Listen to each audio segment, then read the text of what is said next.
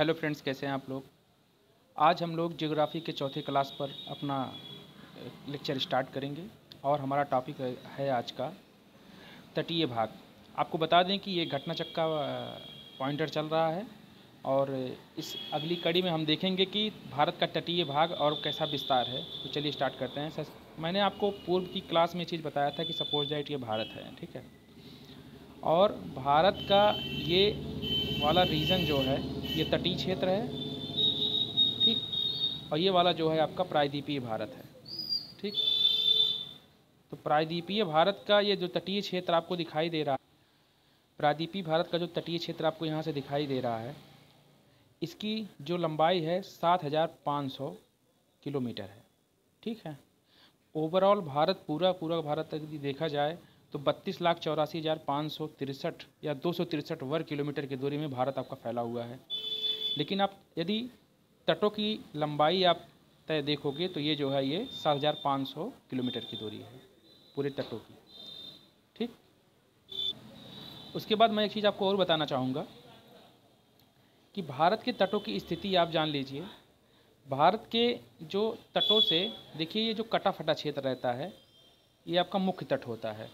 तो सभी देशों के लिए United Nation conventional law of sea 1982 में एक संधि साइन हुई यूनाइटेड नेशन द्वारा, और उन्होंने कहा कि किसी भी देश की जो बाउंड्री होगी तट रेखा से, वो जो है 200 नॉटिकल मील तक जो है उसका समुद्री क्षेत्र का अधिकार होगा। बाकी जो होगा वो अंतर्राष्ट्रीय समुद्री क्षेत्र होगा और वहाँ से सभी प्रकार के जो होंगी चीज़ें आवागमन होंगी और उसमें कोई भी व्यक्ति का किसी भी पर्टिकुलर देश का जो है अधिकार नहीं होगा, ठीक।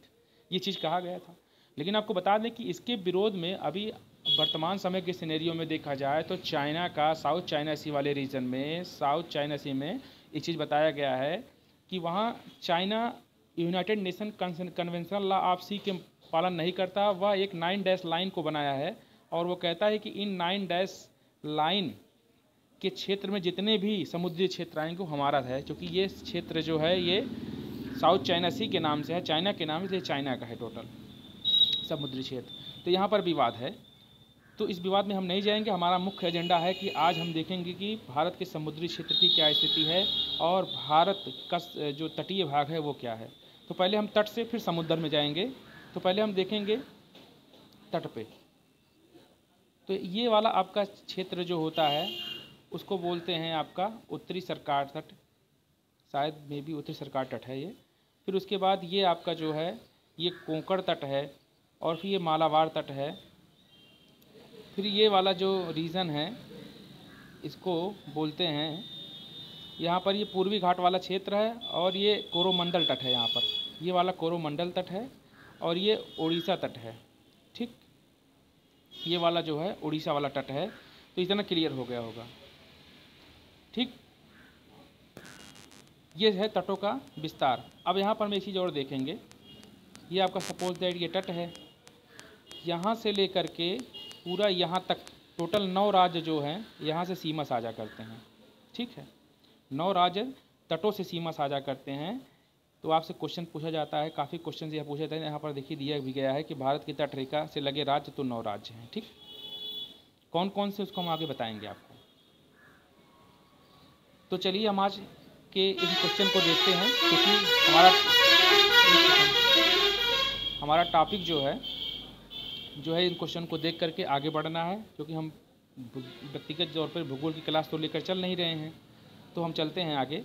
तो भारत का समुद्री तल का नाप क्या है। तो चेन्नई के तट से आपको औसत समुद्री तल जो है नापा गया है। आपको बता दें कि सबसे गहरा बंदरगाह जो है वो कौन सा है, विशाखापत्तनम है, ठीक है। फिर देखिए भारत के प्रादेशिक जल क्षेत्र का विस्तार तट रेखा से 12 नॉटिकल मील तक होता है। देखिए ये है आपका, जैसे अब मैंने आपको बताया था कि United Nation conventional law of sea के द्वारा जो है भारत की तट रेखा से 12 नॉटिकल मील, 1 नॉटिकल मील बराबर होता है 1 नॉटिकल मील बराबर होता है 1.8 मील, ठीक है, ठीक है। नॉटिकल मील जो होता है समुद्री दूरी होती है। तो 12 नॉटिकल मील तक जो होता है वो क्या होता है, प्रादेशिक समुद्री क्षेत्र होता है। 24 नॉटिकल मील तट रेखा से होता है, अर्थात यहाँ से जो होगा वो 12 नॉटिकल मील होगा। तो तट रेखा से 24 नॉटिकल मील तक जो होगा, जो क्षेत्र होता है उसे अवच्छिन्न क्षेत्र कहते हैं, और तट रेखा से जो है ये 200 नॉटिकल मील तक जो होता है वो अनन्य आर्थिक क्षेत्र होता है। यहाँ पर खोज वगैरह सारी चीज़ें कर सकते हैं, द्वीपों का निर्माण कर सकते हैं। यहाँ पर आप टैक्स 12 नॉटिकल मील तक टैक्स भी वसूली कर सकते हैं। तो ये सब चीज़ें आप कर सकते हैं यहाँ पर, ठीक है। फिर यहाँ देखिए भारत की कुल तट की लंबाई कितनी है, तो लगभग 7,500 किलोमीटर है। अब यहाँ पर एक चीज़ और देखिए, कहीं कहीं आपको 7,516 दिया होता है, ठीक है, 7,516 दिया होता है। तो वो जो है 7,516 जो है अंडमान निकोबार द्वीप समूह के तटों की लंबाई होती है। तो आप इसको जान लीजिएगा कि अंडमान निकोबार और लक्षद्वीप सहित द्वीपों सहित जो है तटरेखा की लंबाई कितनी है, तो 7,516 है। बाकी जो है इतना ही है। भारत की सबसे अधिक लंबी समुद्री तटरेखा किसकी है, गुजरात की है, ठीक है। भारत से लगे तट रेखा वाले राज्य कितने हैं, तो यहाँ पर 9 हैं।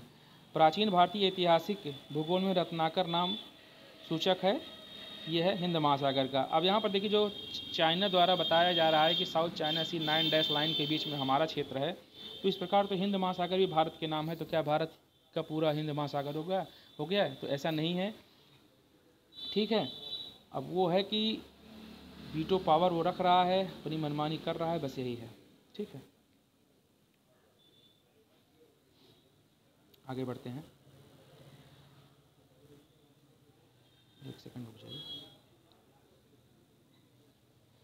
अब यहाँ पर देखिए पश्चिमी तट के बारे में अभी हमने जो है, अब यहाँ से हम इसको स्टार्ट करेंगे। अभी मैंने तटों के बारे में थोड़ा बहुत बताया था, अब हम पश्चिमी तट पर चल रहे हैं। तो पश्चिम, आपको एक चीज़ बता दें हम, ये देखिए ये ऊपर वाला भाग उत्तर होता है, नीचे वाला भाग दक्षिण होता है, ये वाला भाग पूर्व होता है और ये वाला भाग पश्चिम होता है। तो नॉर्मल जानकारी है, सब जानते होंगे, लेकिन मैं बता रहा हूँ तो बता दे रहा हूँ आपको। अब मैंने बताया था कि पश्चिमी तट की स्थिति क्या है, तो यहाँ पर गुजरात है, गुजरात के बाद महाराष्ट्र, महाराष्ट्र के बाद आपका गोवा है, फिर कर्नाटक है, फिर केरल है। इतने राज्य हैं, ठीक है। सबसे बड़ी तटरेखा किसकी है, गुजरात की है, और सबसे छोटी तटरेखा किसकी है, गोवा की है, ठीक है। दूसरे नंबर पे सबसे बड़ी किसकी है, तो आंध्र प्रदेश की है, ठीक।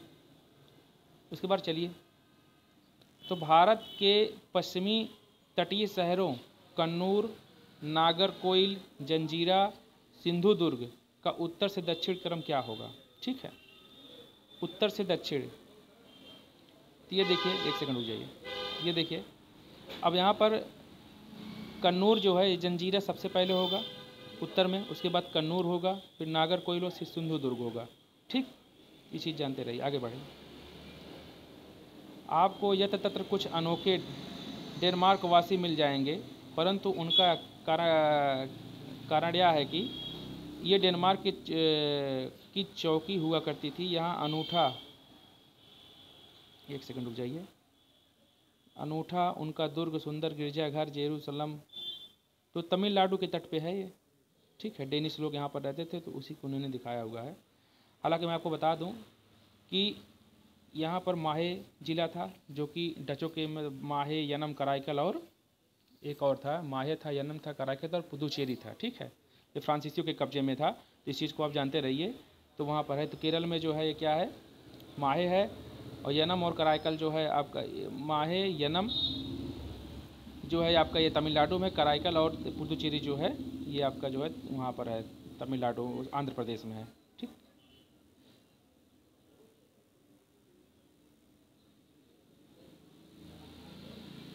हालांकि यहाँ पर जो है कंटेंट कम है, इसलिए हम थोड़ा आगे बढ़ेंगे, क्योंकि यहाँ पर बहुत कुछ चीज़ें नहीं दिखाई गई है। ये देखिए, थोड़ा इन्होंने मानचित्र दिया है तटों के ऊपर, तो आप यहाँ से देख लीजिए। यह है भारत, मुख्य भारत। उसके बाद यहाँ पर देखिए जो तटों की स्थिति है इन्होंने दिखाया हुआ है, ठीक है।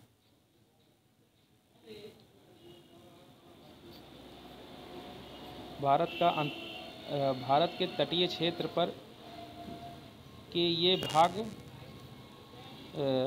द्योतित करते हैं अंतर्जलीय उच्चावच को। तो अंदरूनी जो है मतलब दिखाते हैं, बहुत कठिन शब्द दिया गया है, लिखा गया है, तो आप इसको यहाँ जानते रहिए कि जो आंतरिक उच्चावच को दिखाया जा रहा है। उच्चावच का मतलब होता है कि जैसे स्थलाकृतियाँ, जैसे पृथ्वी पर अनेक प्रकार के पर्वत, पठार, गड्ढे जैसी स्थलाकृतियाँ होती हैं, वैसे यहाँ पर भी स्थलाकृतियाँ दिखाई गई हैं, ठीक है। जंजीरा, उडुपी, ओरिले, तूतीकोरिन, शहरों में से भारत के पश्चिमी तट पर अवस्थित है।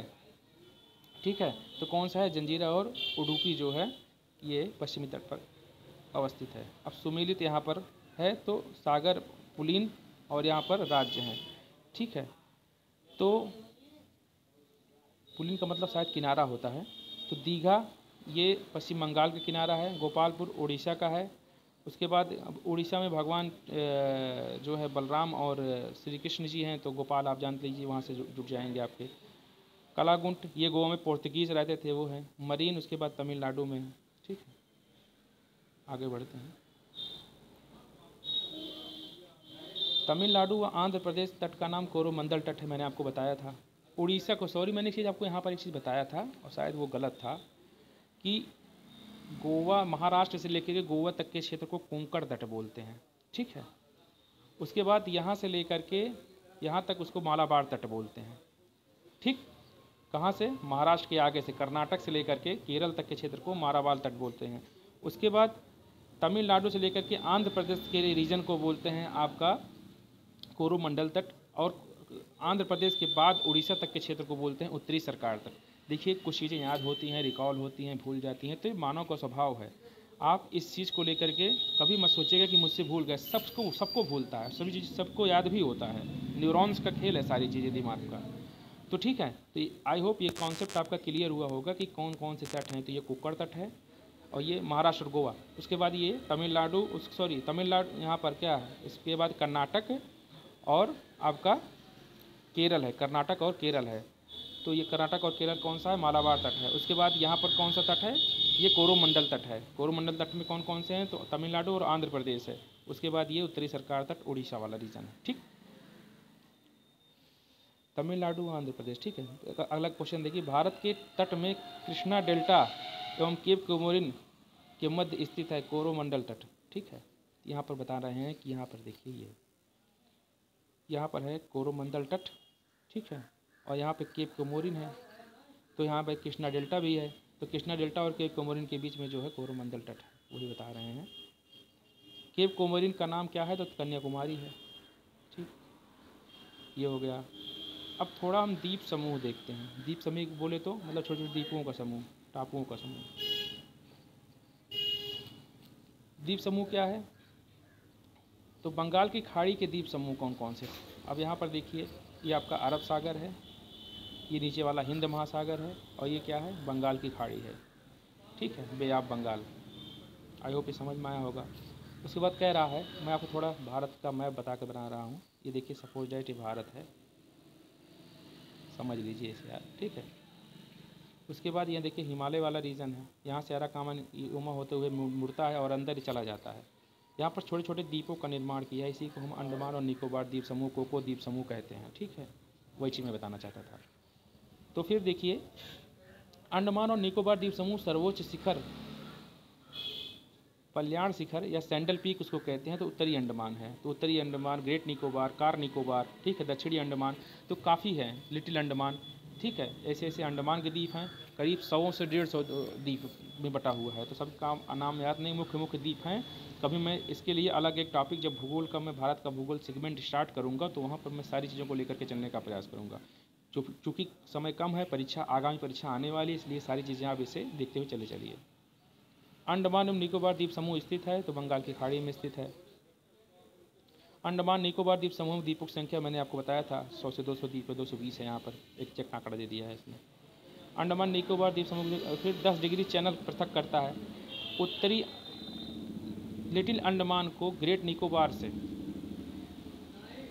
उत्तरी अंडमान को, दक्षिणी अंडमान को, ठीक है, एक सेकंड, दक्षिणी अंडमान को और ग्रेट निकोबार द्वीप से कौन अलग करता है? तो 10 डिग्री चैनल अलग करता है। ठीक, 10 डिग्री चैनल दक्षिणी अंडमान और ग्रेट निकोबार द्वीप को अलग करता है। तो यह अंडमान निकोबार द्वीप समूह आपका दीजिए, मैं थोड़ा सटीक बताने का प्रयास कर रहा हूँ, बस यही है। 10 अंश जलमार्ग द्वारा आपस में पृथक किया जाता है, तो अंडमान एवं निकोबार द्वीप समूह को इन्होंने ऊपर से और दे करके निकल लिया है। लेकिन उत्तरी और दक्षिणी यहाँ पे आ जाएगा, तो दक्षिणी अंडमान होगा, चूँकि अंडमान का दक्षिण पॉइंट है, और ग्रेट निकोबार, निकोबार का जो है सबसे पहला द्वीप। ठीक, बैरन द्वीप स्थित है तो बंगाल की खाड़ी में। बैरन द्वीप, नारकोंडम द्वीप। अभी आपको पता होगा कि आईआईटी कानपुर जो है नारकोंडम में जो है ज्वालामुखियों की स्थिति को ढूंढ रहा है। इनोवेशन के क्षेत्र में उसको जो है अवार्ड मिले हुए हैं। बेस्ट इनोवेटिव जो संस्थान है वो आईआईटी कानपुर है, ठीक, 2023 का। उसके बाद भारत के बैरन द्वीप आपका सक्रिय ज्वालामुखी, इसको भी आप जान लीजिए। और नारकोंडम जो है वो सुषुप्त ज्वालामुखी है। तो भारत के पश्चिमी तटीय मैदान के उत्तरी भाग को जिस अन्य नाम से भी जाना जाता है वह है कोंकण तट। मैंने आपको बताया था कि भारत के पश्चिमी तटीय मैदान के उत्तरी भाग को, भारत के पश्चिमी तटीय मैदान, पश्चिमी का और तट का, मैंने आपको यहाँ भी बताया था कि ये तटीय मैदान है, ये कगार है और यहाँ पर आके मिट्टी काट काट के जो है तट बन गया है। तो पश्चिमी तटीय मैदान के उत्तरी भाग मतलब ये वाला रीजन, तो क्या है, ये कोंकण तट है। मैंने यही बता दिया, ऊपर ही बता दी थी, यहाँ पर दिया गया है। भारत का वह द्वीप जिसका उद्गम ज्वालामुखी से हुआ है तो बैरन द्वीप, मैंने बताया था ज्वालामुखी वहाँ पर द्वीप का निर्माण हुआ है और ये जागृत ज्वालामुखी है। उसके बाद श्रीहरिकोटा द्वीप कहाँ है, तो पुलिकट झील के समीप है। पुलिकट झील कहाँ पे है, पुलिकट ये आंध्र प्रदेश के और उड़ीसा के बीच में है। तो वहाँ पर श्रीहरिकोटा द्वीप है। सतीश धवन स्पेस सेंटर यहीं पर है। राम सेतु या आडम ब्रिज शुरू हुआ है धनुषकोटी से है। देखिए मैं थोड़ा बताना चाहता हूँ, ये आपका यहाँ पर ये आपका कहाँ पर आपका भारत है, ये आपका केप कोमोरिन वाला रीजन है। यहाँ से आप थोड़ा आगे जाएंगे तो यहाँ पर आपका होगा धनुषकोडी, यहीं पर स्थित है, ठीक है। और यहीं पर रामेश्वरम भी स्थित है। इसके बाद आप यहाँ आ जाइए ऊपर, तो अरब सागर के द्वीप समूह अब थोड़ा देख लीजिए। अब तक तो आपने बंगाल की खाड़ी के द्वीप समूह देखे थे, अंडमान निकोबार द्वीप समूह। अब अरब सागर के द्वीप समूह को देखिए, तो ये वाला रीजन, ठीक है। इधर वाला आपने देखा, सॉरी ये इधर वाला आपने देख लिया है, अब इधर वाला देखना है, ठीक है। तो लक्षद्वीप स्थित है अरब सागर में, ठीक। भारत के प्रवाल द्वीप या मूंगा द्वीप इसको कहते हैं। प्रवाल छोटे छोटे जीवों का जो एक छोटे छोटे प्रकार के जीव होते हैं जो समुद्र के अंदर पाए जाते हैं छिछले पानी में। और ये कैल्शियम कार्बोनेट की इनकी जो होती है, कैल्शियम कार्बोनेट की इनकी खोल होती है। तो मैंने आपको बताया था, अभी कोई आ गया था इस कारण समस्या हो गई थी।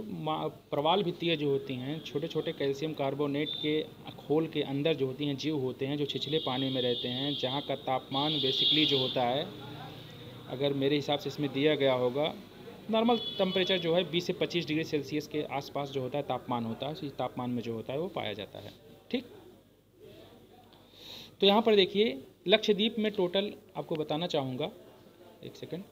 लक्षद्वीप में टोटल जो हैं द्वीपों की संख्या जो है वो 36 है। भटकल, अरनाला, मिनिकॉय और हेनरी द्वीपों में से भारतीय तटरेखा के सुदूरवर्ती द्वीपों की श्रेणियों में स्थित है। मतलब छोटे छोटे द्वीप यहाँ पर जो होते हैं पाए जाते हैं, ठीक है। लक्षद्वीप, मिनिकॉय और उसके बाद जो है मालदीव। तो इनमें चैनलों का निर्माण हुआ है कि 8 degree channel, 9 degree channel, 10 degree channel, ठीक है। इस पर क्वेश्चंस पुटअप किए जाते हैं। तो ये सब चीज़ें यहाँ पर है, ठीक। उसके बाद देखिए यहाँ पर भारत एवं श्रीलंका के मध्य स्थित द्वीप है रामेश्वरम द्वीप है। एक द्वीप पर निर्मित भारत का सबसे बड़ा नगर मुंबई है, सालसेट द्वीप पर स्थित है, ठीक है। यहाँ पर दिया गया है भारत का सर्वाधिक आबादी वाला द्वीप सालसेट है। कैथरीन मियो की जब शादी हुई थी तो यही सालसेट द्वीप है जो उनको मिला था, उनके पुर्तगालियों ने दिया था इंग्लैंड के राजा को, ठीक है। यहाँ पर द्वीप और उनकी अवस्थिति, तो बेयंत सयोधर द्वीप ये कच्छ की खाड़ी में स्थित है। पिरम द्वीप जो है ये खंबात की खाड़ी में है। द्वारका ये अरब सागर तट पर स्थित है। और दीव ये कठियावाड़ तट पर। देखिए यहाँ पर गुजरात है, गुजरात में ही हमारे वासुदेव श्री कृष्ण की द्वारका है, नगरी है, और द्वारका द्वीप भी वहीं पर है, ठीक, जो कि डूब चुकी है, आधा डूबी हुई, आधा जो है उछली है। क्रोरी क्रिक निवेशिका स्थित है कच्छ के रण में। देखिए एक क्रिक होता है, एक वे होता है, और एक जो होता है गल्फ होता है, एक बाइट होता है।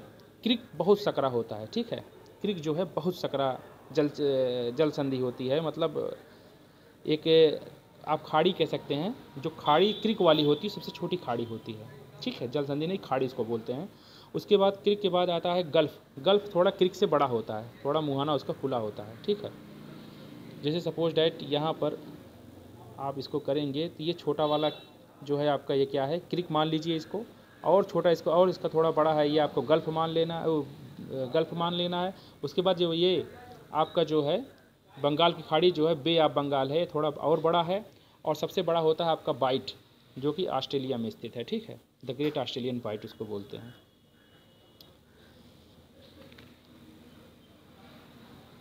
सर क्रिक विवाद है भारत पाकिस्तान के देशों के बीच में। ठीक है, उसके बाद यहाँ पर इसको हमने देख लिया था, दीघा जो है ये सागर कुलीन है, द्वीप समूह, ये अरब सागर के द्वीप समूह हो गए।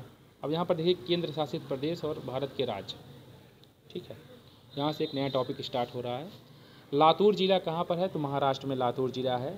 लातूर जिला है। अब महाराष्ट्र में एक लोनार लेक है, जो कि एक उल्कापिंड के आके टकराने से जो है वहाँ पर बना हुआ है, बुल्ढाना जिले में स्थित है लोनार लेक। ठीक है, महाराष्ट्र में ही है। विदर्भ का एक प्रादेशिक नाम भारत में यहाँ का एक अंग है, तो महाराष्ट्र, विदर्भ जो है महाराष्ट्र का क्षेत्र है। पाट आंचल, ये पेट रीजन इसको बोलते हैं, अवस्थित है, ये झारखंड में है। झुमरी तलैया रेडियो पर गीतों का फरमाइश के लिए प्रसिद्ध है, तो झारखंड में है। ठीक है, भारत का कोहिनूर आंध्र प्रदेश को बोला जाता है। ठीक, मणिपुर का अधिकांश धरातल पर्वतीय क्षेत्र है। मणिपुर में कुछ लोग लटकी हुई गाद, जिसे सिल्ट कहते हैं, से बंधे अपतृण या वीट्स और सड़ती वनस्पति के तैरते हुए द्वीपों पर बने हुए मकानों में रहते हैं। इन द्वीपों को कहते हैं फुमडी या फफुंदी इसको कहते हैं, फुफुंडी इसको भी कहते हैं, फुमडी भी इसको कहते हैं। ठीक है, भारत में केबुलांजाओ, आप कमेंट बताइए कहाँ पर है। ठीक है, भारत में सिलिकॉन स्टेट किसे कहा जाता है, तो कर्नाटका को कहा जाता है।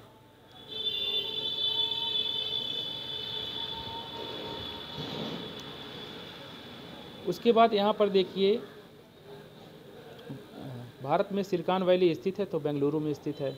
यहाँ पर बेंगलुरु एक स्टेशन है, उसको केम्पेगौड़ा, वहाँ पर जो है स्टेशन पे जो है बने हुए हैं। केम्पेगौड़ा बेंगलुरु के संस्थापक हैं, तो आप जान लीजिए यहाँ पर।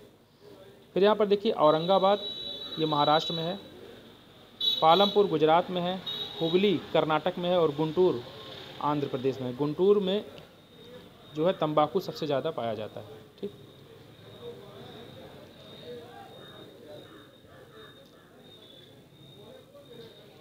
यहाँ पर देखिए सुमेलित है, छत्तीसगढ़ का मैदान झारखंड, छोटा नागपुर पठार यहाँ पर है। महाराष्ट्र में वृक्ष छाया प्रदेश स्थित है, और कर्नाटक मलनाड कर्नाटक में है।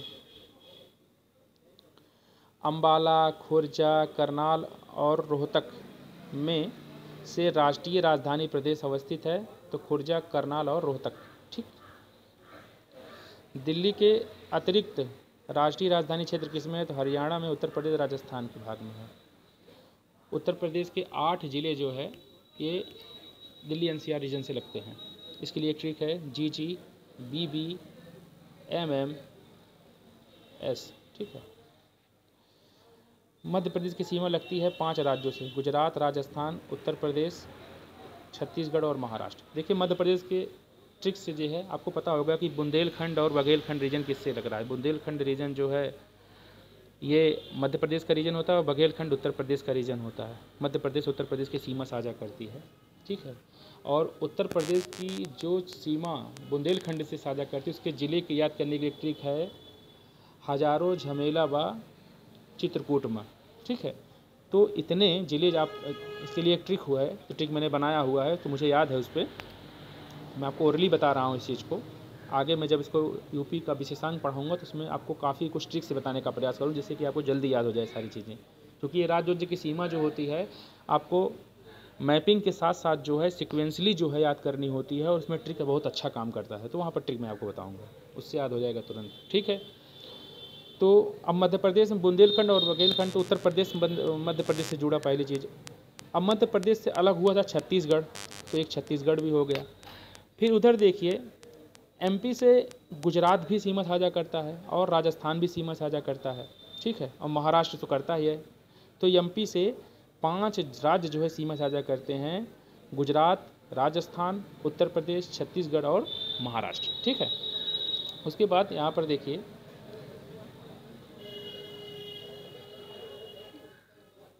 मध्य प्रदेश की सीमा 5 राज्यों से लगती है। उसके बाद क्षेत्रफल के क्रम में भारत के 4 बड़े राज्य, तो सबसे बड़ा है राजस्थान, उसके बाद मध्य प्रदेश, महाराष्ट्र, जो चौथे पे उत्तर प्रदेश है। ये तो सरल है।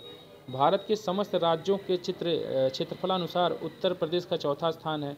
भारत में राज्यों हिमाचल प्रदेश, उत्तराखंड, छत्तीसगढ़, झारखंड और उनके अवरोही क्रम में लिखें। ये क्षेत्रफल के अनुसार अवरोही क्रम में। अवरोही का मतलब होता है, आरोही का मतलब होता है आरोहण करना, मतलब चढ़ना, और अवरोही का मतलब होता है घटते क्रम में, घटते क्रम में, ठीक है भाइयों। तो ये स्थिति है। और आरोही का मतलब होता है आरोहण करना, मतलब चढ़ना, बढ़ते हुए क्रम में। और अवरोही का मतलब होता है घटना, अर्थात घटते हुए क्रम में। जैसे हवाएं आरोहण करती हैं तो चढ़ती हैं, और अवरोही मतलब अवरोहण करती मतलब उतरती हैं, ठीक है। तो इसे याद कर लीजिए, सरल ट्रिक है। बस आज के लिए इतना ही। कल फिर हम लेकर के अपना क्लास आएंगे, क्योंकि टाइम में बहुत दिक्कतें हो रही हैं, तैयारी भी करनी है, तो उसी में फंसे रहते हैं। तो जय हिंद, जय भारत, नमस्कार। जो भी होगा अपना फीडबैक दीजिएगा।